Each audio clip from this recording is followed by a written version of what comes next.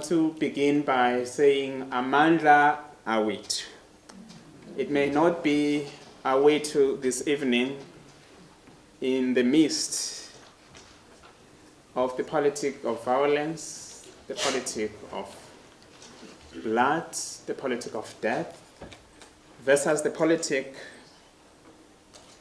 of truth, peace, and human rights. This is Zikode, the founding president of the South African shack dwellers movement, Abahlali baseMjondolo. Zikode was invited to speak at Rhodes University on the 10th of October on what he claims is ongoing state-led violence against shack dwellers in the country. The movement has its origins in Durban, where he claims violence against shack dwellers is rife. His own life too is allegedly at risk. We are very grateful to have Zikode here with us tonight because he's not even allowed to be in his own home and in his own community. His life is being threatened there, and so he has had to leave. Since 2005, ABM has grown into the largest representative organization of the poor and continues to fight for land and housing in the city. On September 30th of this year, shack settlement Cato Manor in Durban was the site of a killing of a 17-year-old female during a protest over housing evictions. Zikode claims that there have been 3 assassinations of ABM members this year alone, of which the culprits are known but cannot be brought to account. Several activists have been assassinated.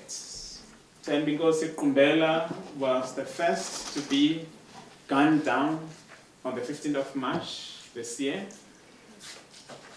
followed by Nqobile, who was fearless and wanted to speak against corruption, injustices, misallocation. Nqobile was told to vacate the area and stop talking, just like we are told every day.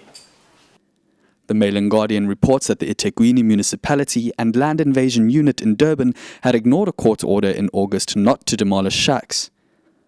Abahlali baseMjondolo then approached the Durban High Court for a third time on September 6th to prevent illegal demolition. Zikode claims, however, that the law has failed time and time again and that the constitutional right to housing and dignity, among many others, is not being honoured by the ANC-led government. Abahlali wants to see a society where every man, woman, child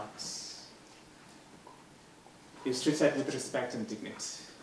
We were formed to fight, protect, promote, and advance the interests of the shack dwellers and the poor in South Africa.